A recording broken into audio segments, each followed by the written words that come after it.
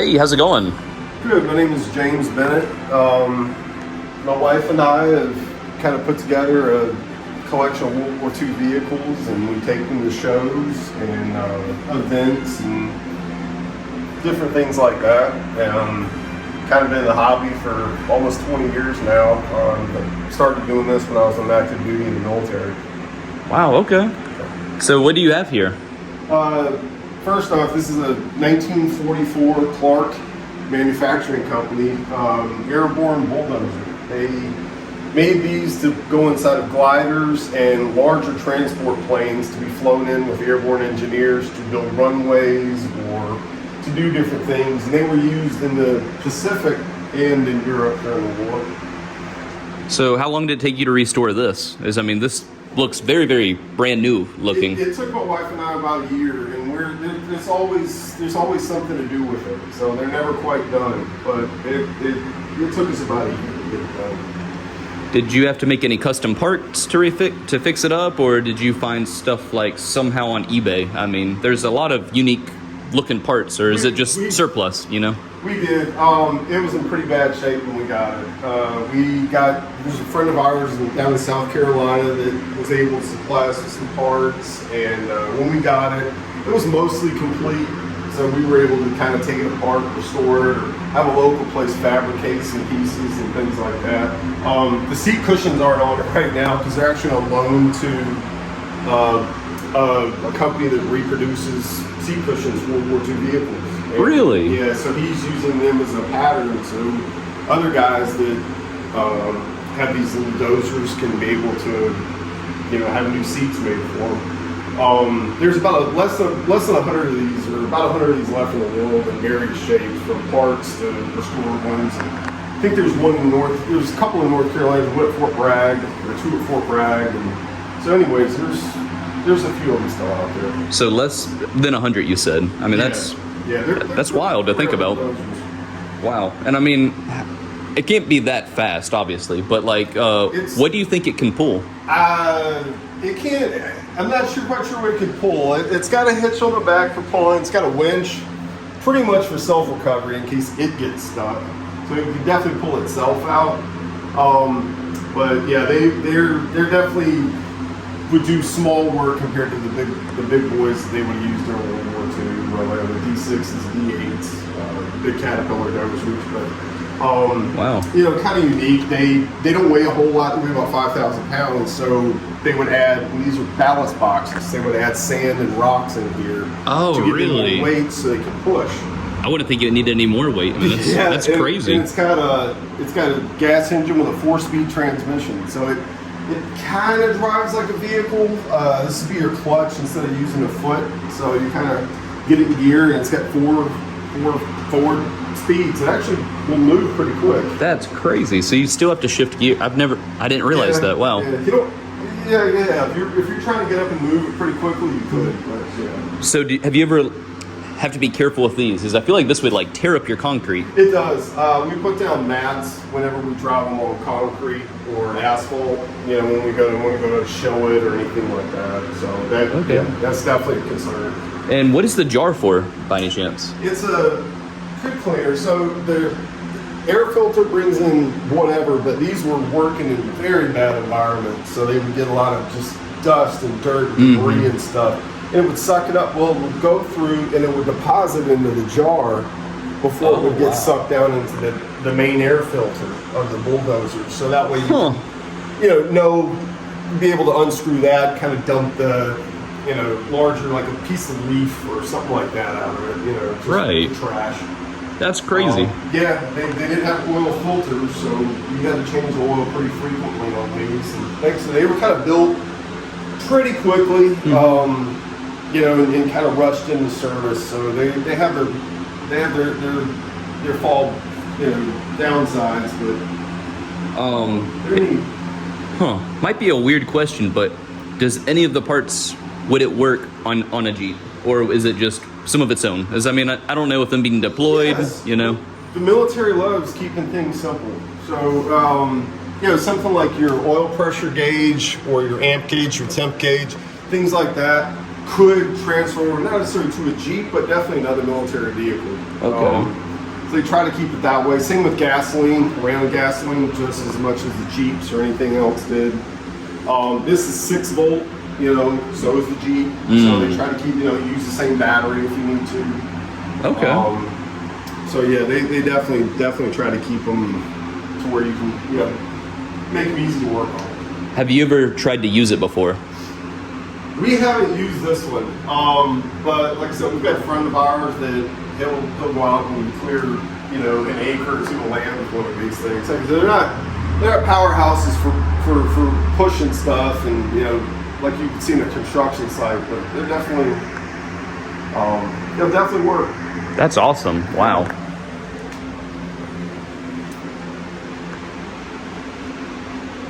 Are these, did you repaint the original marking, or did they paint over it and you just put a random one? We did.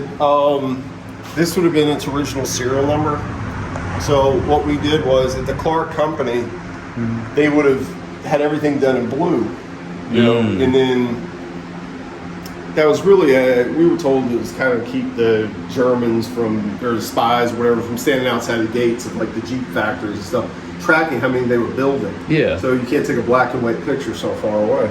So and then when they got to Europe, they stenciled over the blue and put the white registration numbers, which you normally see on a lot of this kind of stuff. I didn't realize about the blue. That is so cool. Yeah. The Jeep's eventually gonna get the hood taken off and resanded and have it corrected as well. Wow. And this is gas paint. It's made a lot of military vehicles, especially in Italy, Normandy, when they went over there. Their invasion stars, where they would color in around here, and if you know they detected like airborne contaminants or something, if they tried to gas us, these would turn red. No way. So, yeah, the paint would actually react to it. And you go, oh, that vehicle's contaminated, or this area's been contaminated. I had no idea that was even a thing. That's crazy. So we tried doing things like that, you know, and then we've got a friend of ours that does amazing stencil work and research. Mm-hmm. He was able to kind of copy the exact fonts and things like that they would have used. So we were able to copy everything over down to the T to try to get it just right. Because we don't want, there's a lot of vehicles out there, a lot of military stuff you see at shows or car shows or whatever, and it's just not right. Right. And to honor the people that have them, and to really educate the public on this is exactly what granddad had, or great-granddad, or dad would have had, or grandma would have had. You know, we try to get them exactly like they were when they left the factory. That's awesome. Wow. So a lot of research, a lot of love went into it. I try to get it right. I can't imagine all the research trying to figure that out. I mean, feels like you went through every little detail, like pinpoint. We did. Yeah, my wife and I restored this entire thing together. She did a lot of the stencil work and the marking. She remade gaskets. Her and I pulled the engine out of it, and just to change the seal, we had to take literally the entire dozer apart and take the engine out of it just to change out a seal. So goodness, a lot of work that goes into it. Yeah, really preserving it to keep it running and operational. That is so cool.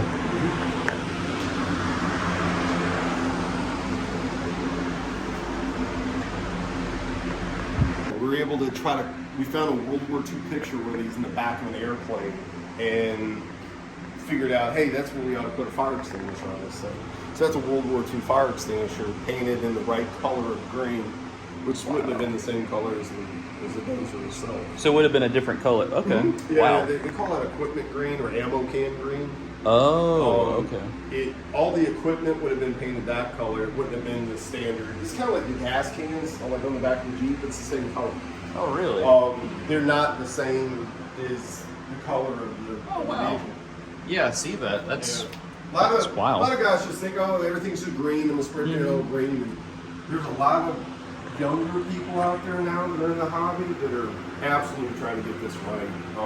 The Jeep, I can go on about days about how, like, this guy did this, and first research, like the top on it. Guy named Phil Fox out in California was able to research, and they changed the tops through the war. Did they really? So, I forgot what type of top is. Type 3. It's like, yeah, Type 3 top that Willis Overland would have used during the war. So wow. that, he did that exactly like it was, and even, marked it just same way they did at the factory and everything like that. So, that's crazy. So he made that as a Type 3 for this. Yeah, for Willis Overland, because Ford also made Jeeps during the war. Right. They did a lot of things different.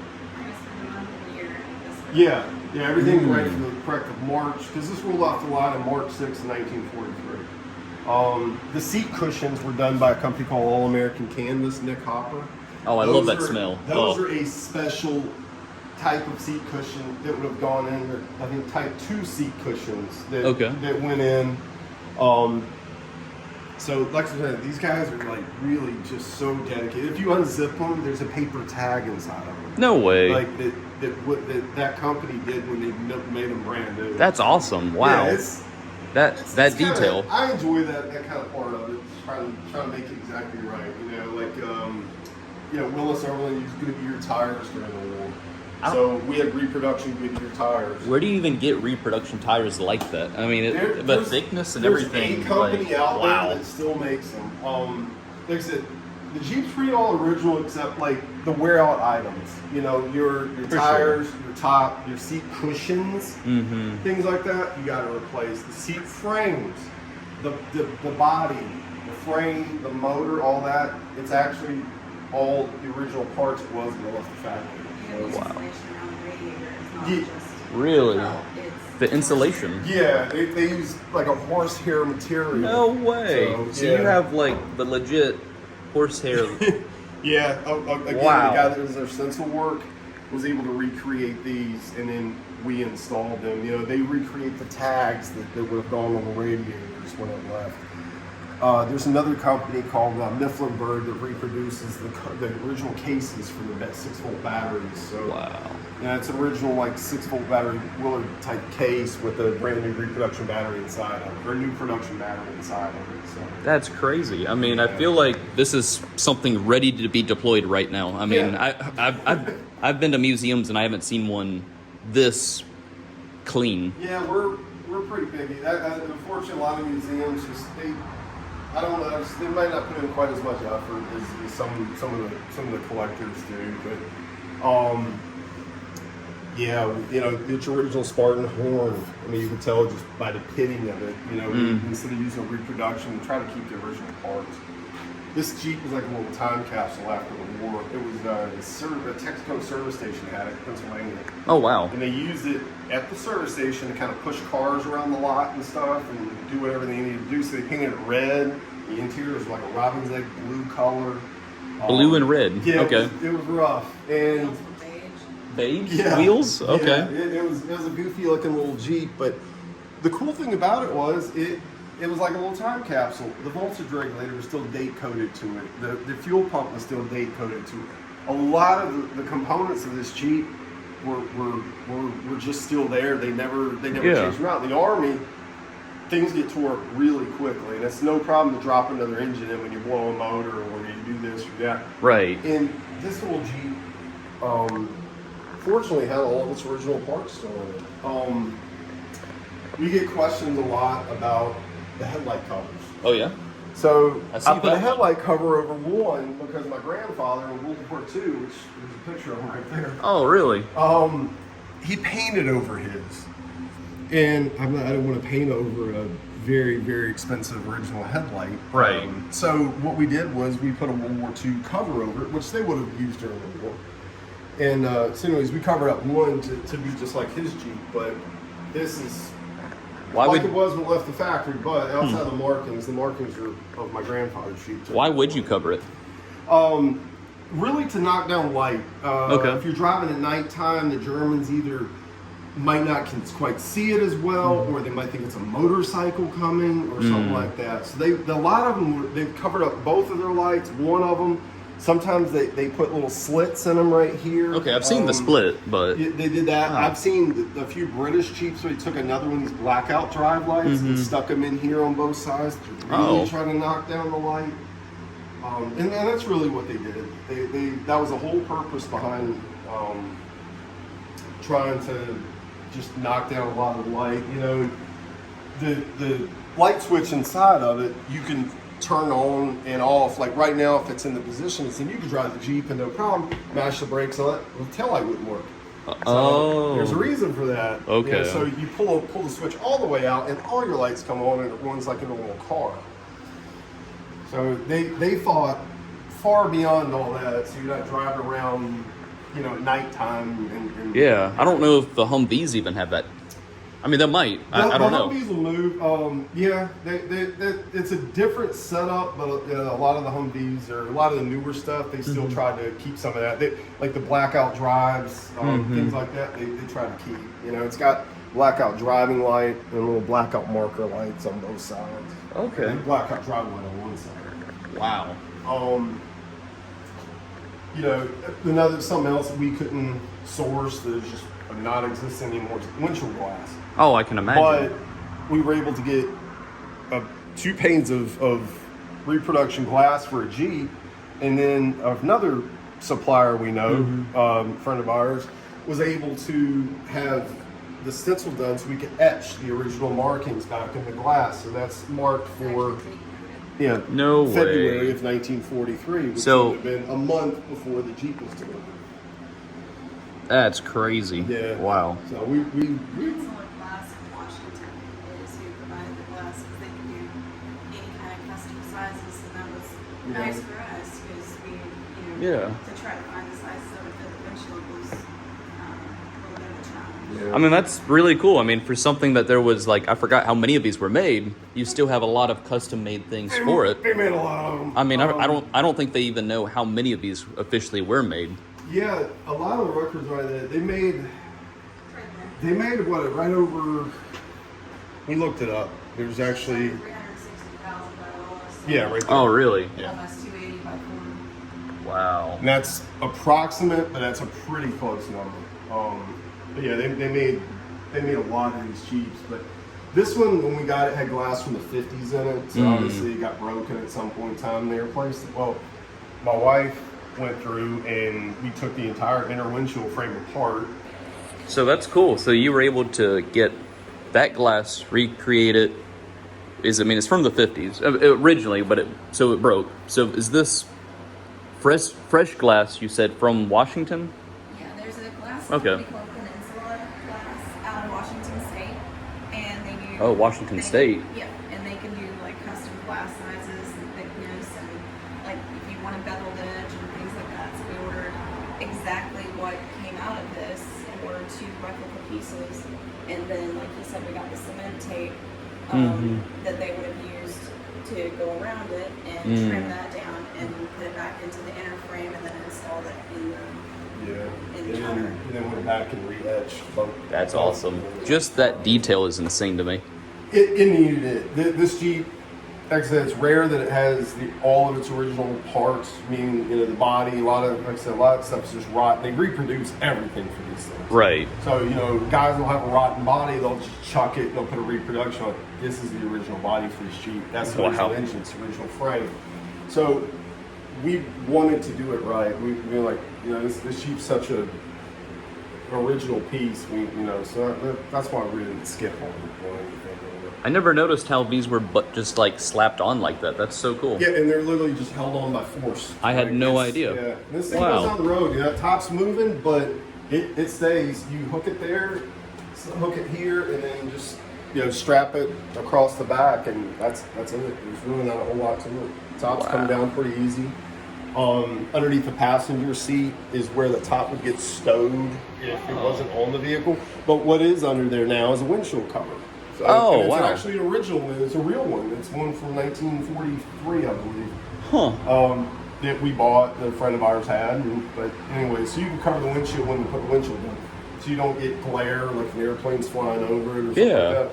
Or just getting damaged. I've never really thought about that. I've always thought you just lower it and, whatever. I didn't know that there was actual cover for that. Yeah. That's something I've never heard about. There's a cover for that. The later Jeeps had, like a rifle mount, across the dashboard. Right, which I see you got a pipe the there, frame. so that's cool. Yeah, my granddad smoked a pipe. Wow. So that's his pipe. But there's a picture of him and my grandmother right before he shipped out to go to Europe. Oh, wow, that is so cool. But Yeah, like I said, so they updated these things all throughout the war. You know, like at the end of the war, the muffler was under the back and the exhaust came out the back of it. You know, they added a rifle mount. So they just did so much things. Early war Jeeps, you know, they call them slat grills because they were welded grill slats instead of the stamps like these. So, but this is an early 43, so it's definitely saw service in Germany or in Europe because we know of a Jeep before it and after it,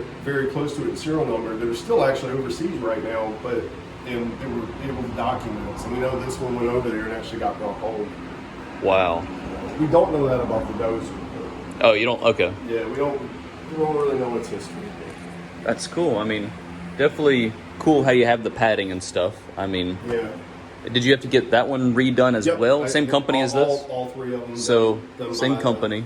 Done by All American Canvas. It's got a little hand crank in the back. So in case you need to hand crank the engine, in case the battery's dead. I'm assuming that'd be right. Yep, goes right through the bumper. Right there. Yep. Wow. Yeah, it'll start over that way if you need it to. Have you ever? Underneath the back seat is a tire pump. No way! I didn't. That's crazy. Yeah. So they had everything. Yep. In case you had a flat tire, you get out there and try to air it out or patch your inner tube and air it back up. But yeah. I mean, I would definitely trust this to go off-roading today more than a modern Jeep. Yeah. I mean, this is it'll set. It'll get where it needs to go. You know, we don't take it off-road or anything, but there's quite a few guys that still like to play with the Jeeps and off-road them and take them through the woods. And I can see why. I mean, yeah, wow. The D-Day anniversary was just recently, so a lot of guys took their Jeeps over to Europe and drove them on the beach and things like that. And we plan on doing that with this one someday. That'd be so cool. Imagine taking this like to Ocracoke or something. Yeah. We were wanting to take it down to the beach this year, actually. Wow. And then I see you got manual, obviously, four-wheel drive, high-low, or what's the third one? So you've got a 3-speed. 3-speed. Uh-huh. Then you've got a transfer case. Okay. I'm sorry, you got your 4-wheel drive, so it's out and in. Okay. Okay, and then you've got a high-low transfer case. And you have your park brake. Oh, that's the parking brake. Yep, you just pull it out, and that's your park brake. I was wondering where that was. That's crazy. Yeah. And kind of everything's explained on these plates, kind of all about how everything works and all that. There's an original fire extinguisher right there by the clutch pedal. Wow. It's been restored, but I didn't restore the decal on it because it was original. And right.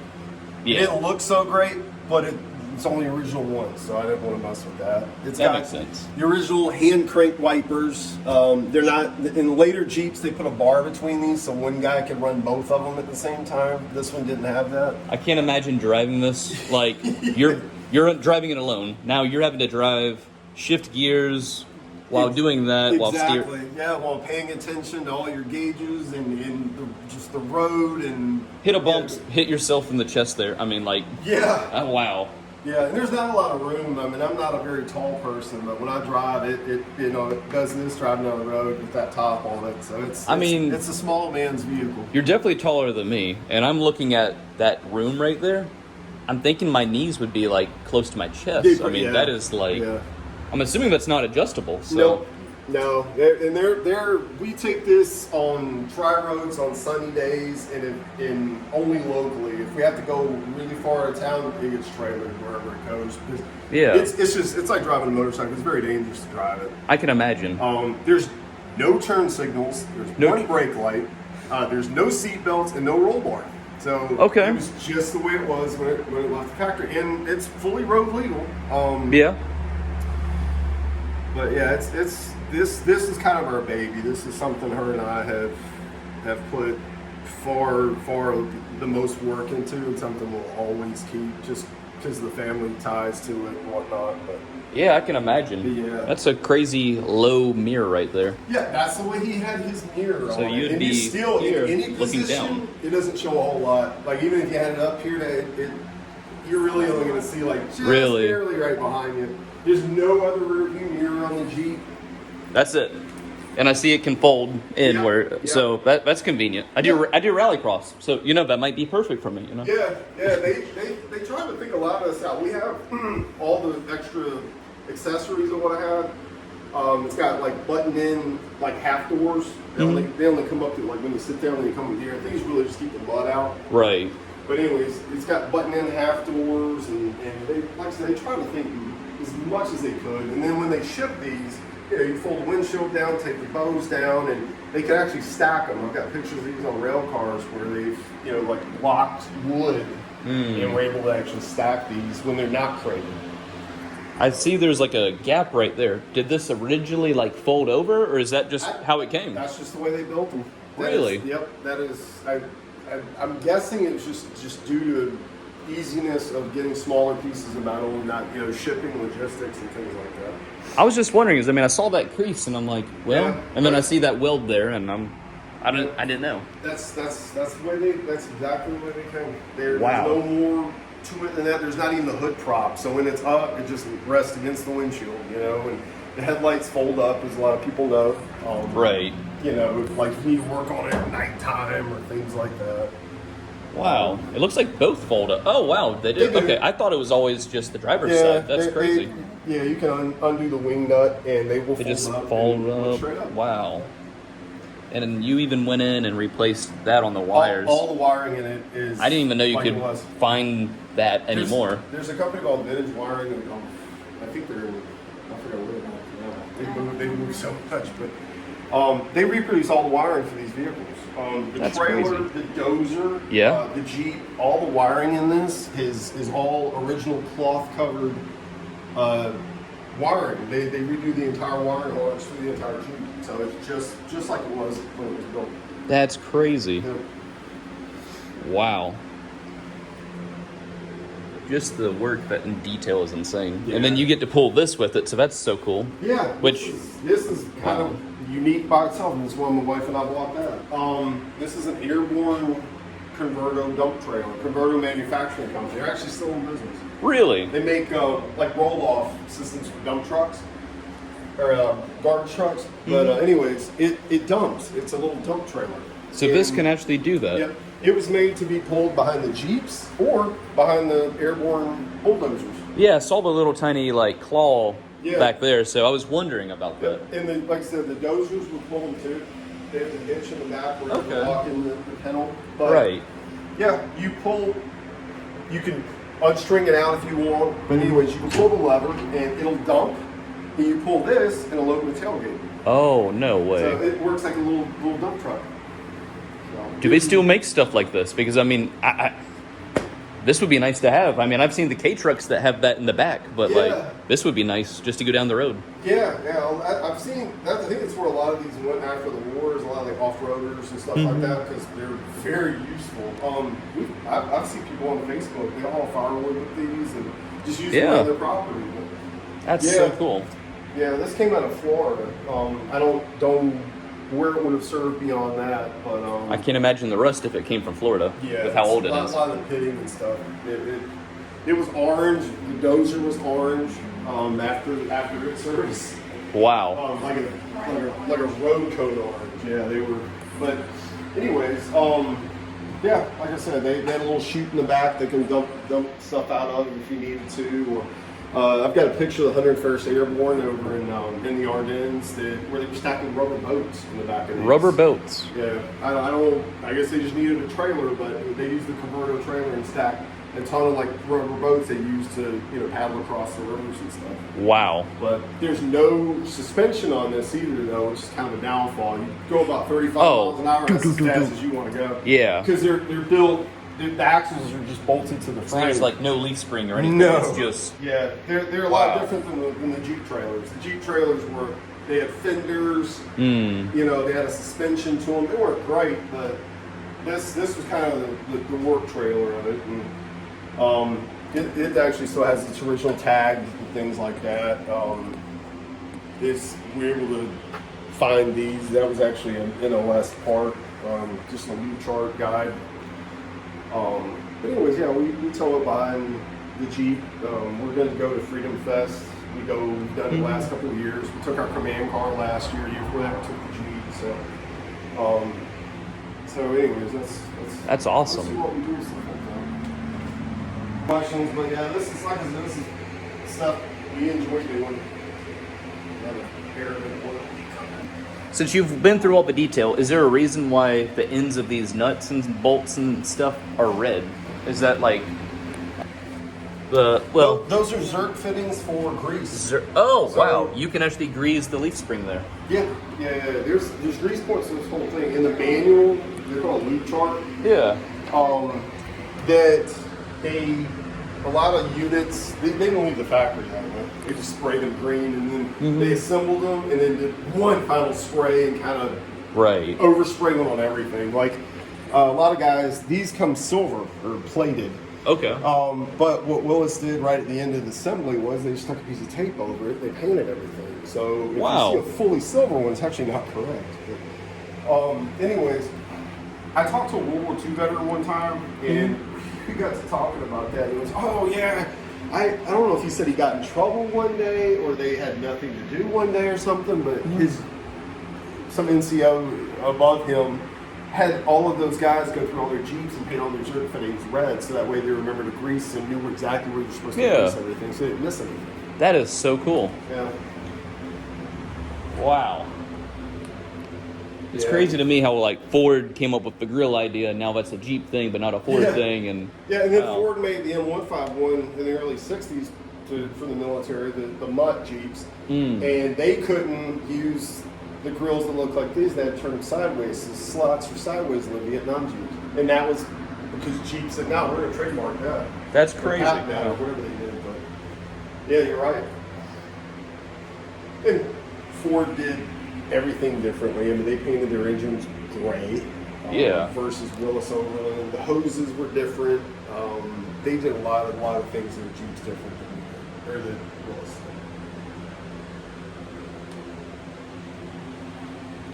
Their cross members were different. Obviously, every nut and bolt on the entire thing, even stuff you couldn't see inside the transmission, was F marked because they didn't.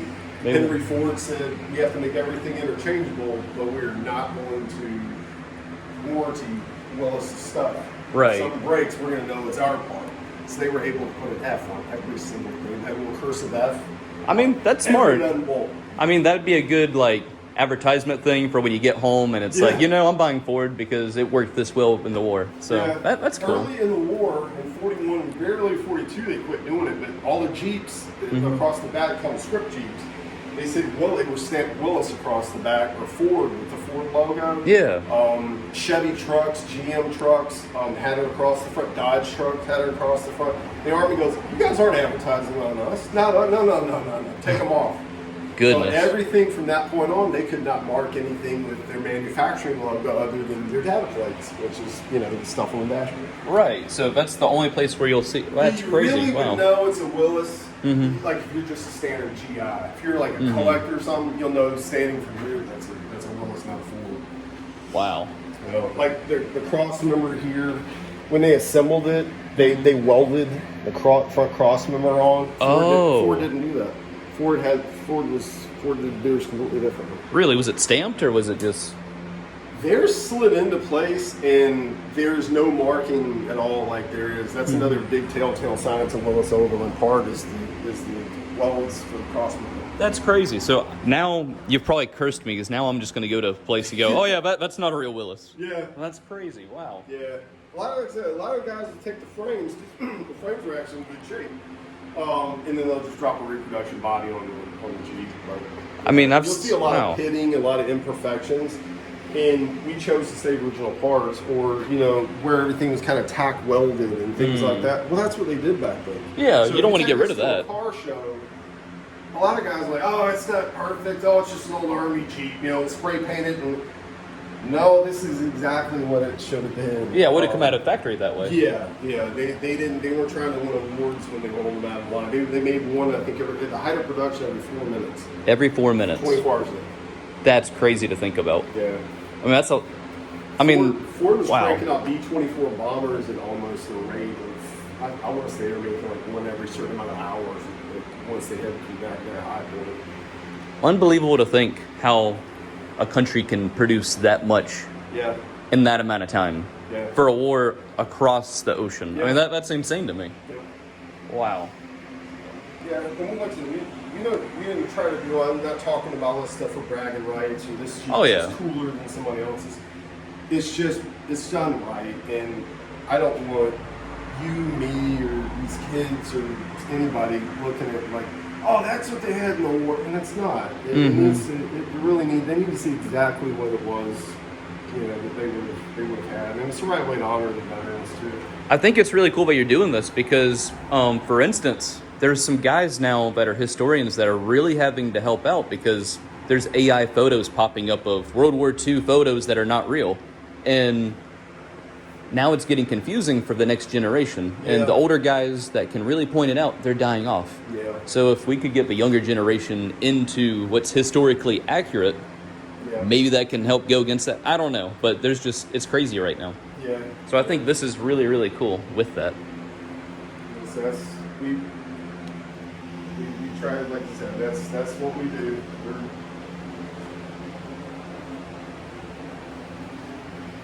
And we'll be on to something else next. Like I said, the Jeep will always stay, but we had a 1942 Dodge Command car we restored last year. No way. Took it to some shows, and there's that big board right there. Actually, here's a picture of it. Oh wow! So you repaired one of these? We restored that entire thing from nothing. Wow. Yeah, the Swiss government had it after the war and painted it black and just destroyed it. And it was brought back in the United States, and my wife and I went through it and restored the entire truck. But that went to a collector in Connecticut. It's with the Collins Foundation, which is a very, very large military museum. And they also own quite a bit of vintage warbirds that fly around the country. So like B-17s and things like that. Dozers all full. 32 horsepower and 64, you said? 64 horsepower. Wow. Okay. Both are four-cylinder flathead engines. Which I mean, I'm sure this has a different gearing ratio, Yeah, especially. it's all So power. It's all that torque. all power. Yeah. Yeah, we had a 3/4 ton Dodge, that command car. Then you got the bags right there, so that's cool. Yeah. All the props, I'm assuming. So, Yeah, wow. we put the sandbags in the ballast box for the Dozer. Got a couple of fuel cans. We're actually going to cut those up, but Nice. so yeah, we just future projects and stuff to mess with. This would be so cool to do like a milsim with those guys that do reenactments in Europe. Mm-hmm. I mean, wow.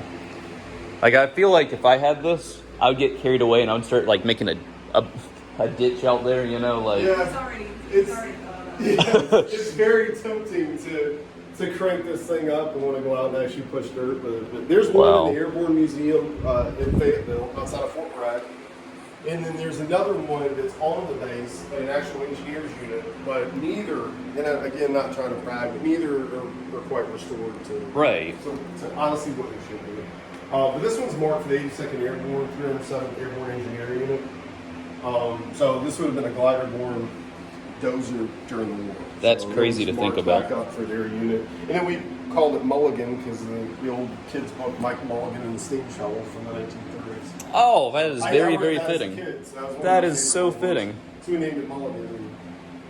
My Mulligan. granddad named the other one, so he was from New Jersey, so they don't know where exactly the damn Yankee came from. Yeah. But that's what he paid on his Jeep, so we copied everything from his to ours. That's kind of cool. And I'm assuming that logo right there would be the That was the battalion or that was the 84th Infantry Division. The They were called infantry. rail splitters. rail splitters. Yeah. That's So what their patch it was a simplified version Oh, of wow. their patch, which would have been an axe splitting a log, which is split the rail. And Abraham Lincoln was eventually a member of that unit during his, I think, guard service or something like that. When but anyways, that's where it came from. And they, to honor that Abraham Lincoln was in unit, that's what they put on their patch. And they're still in an active, they're a reserve unit in the Army now, a training unit. But So they're still a thing. Wow. But yeah, it's the 84th Infantry Division was his unit, and he was with the 557th Anti-Aircraft Unit, which is what's marked on the bumper.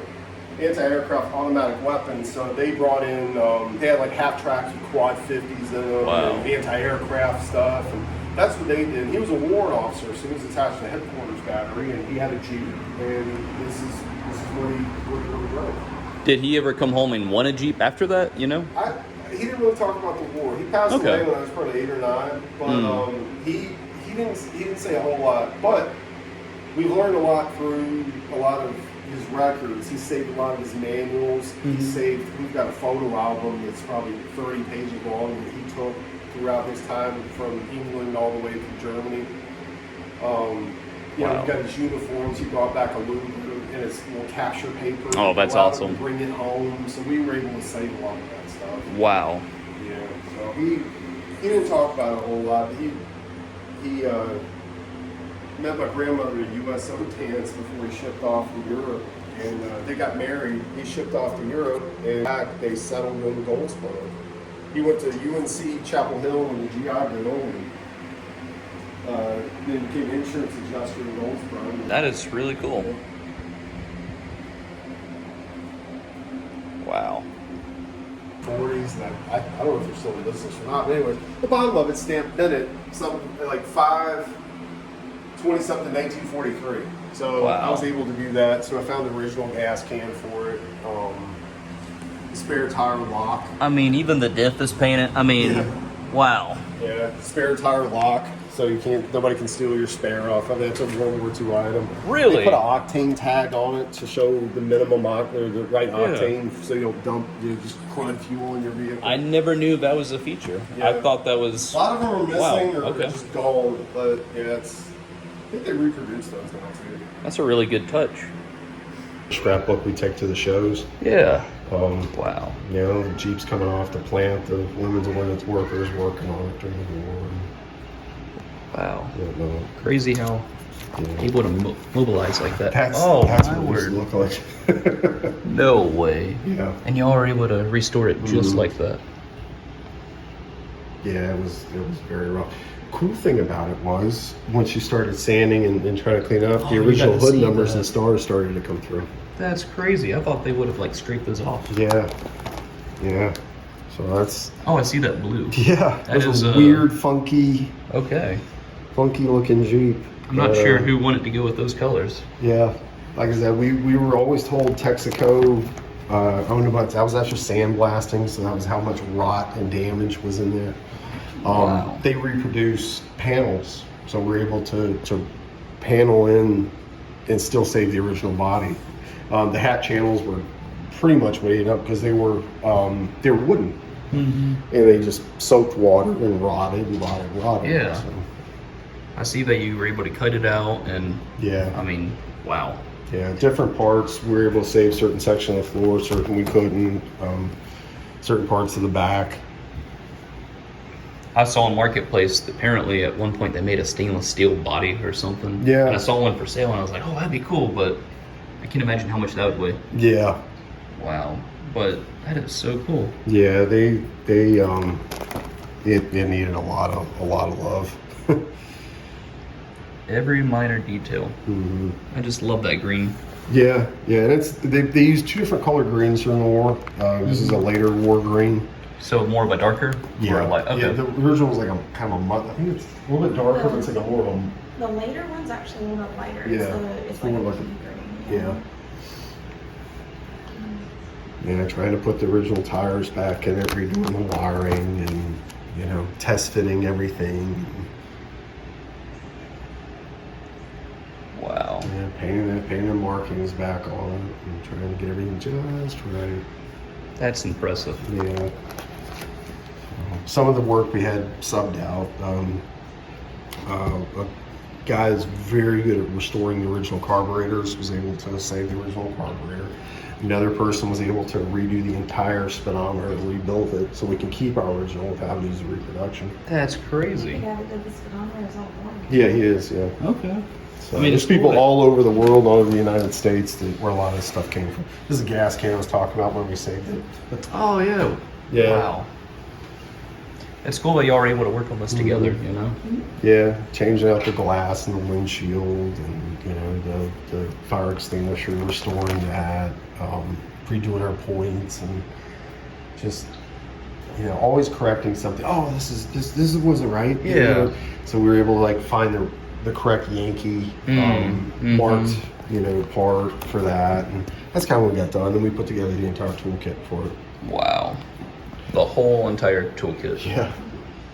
That's crazy. And that's sitting on top of the windshield cover that you mentioned. Yeah, yeah. Oh, so it's just high. Oh, wow, okay. Yeah. So it's underneath the seat right now.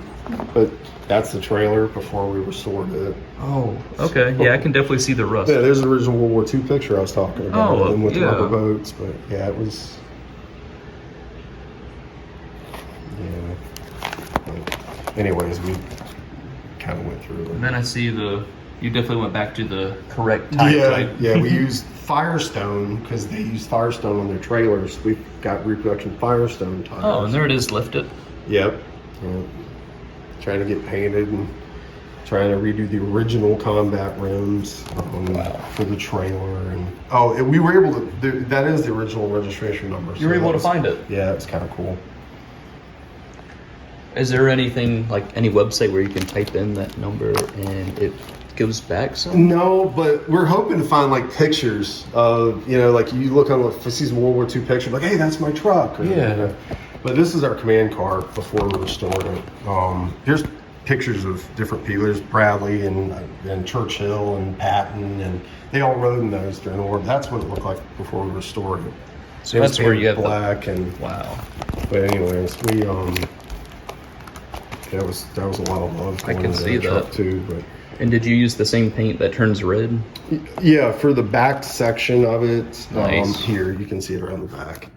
That's awesome. But yeah, we redid the leather seats. It had leather seats instead of extra canvas. bougie. Yeah. We had to remake a top for it, but that was it when we finished it up. And a friend of ours lives in Germany and has one that was very close to it. They were built very within I think a day or two of each other, and so we were kind of in contact with them. But, That's cool. We have those connections to be able to do all that. So some of the shows and stuff we've done. Oh wow. Yeah.